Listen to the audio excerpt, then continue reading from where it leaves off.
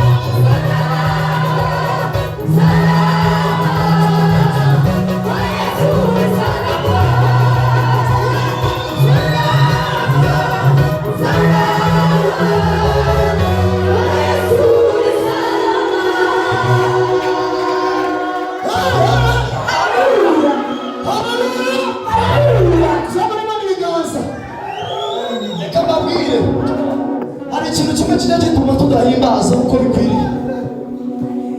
Kuva mu rugo kwa kundi twabikoze ku cyumweru, bitegereza ko by'ubu bwongere bikaba. Haleluya. Ubuzima bwo mu rusengero ni ibintu bihinduka, ni ibintu bihinduka. Icyo nandukanye mu mutima nicyo ariko nyine ndigaruye ibintu byarivanze. Bityo abantu baririmbyi bahagaze,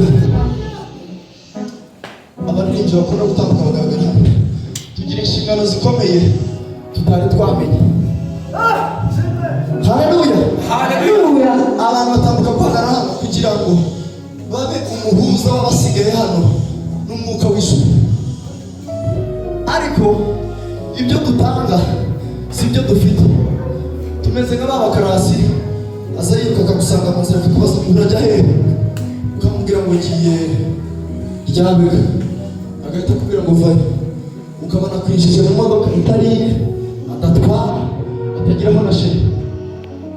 Arakwereka abagenda n'ibigenda ariko ntabwo yagera. Twebwe turi hano, ibyo dufite si ibyo dutanga. Icyo kibazo kijya kibaho, ariko twakabaye duhimbaza Imana, buri muntu wese bimuturuka ku ndiba y'umutima. Tuzamure Imana ibiganza rwose. Haleluya.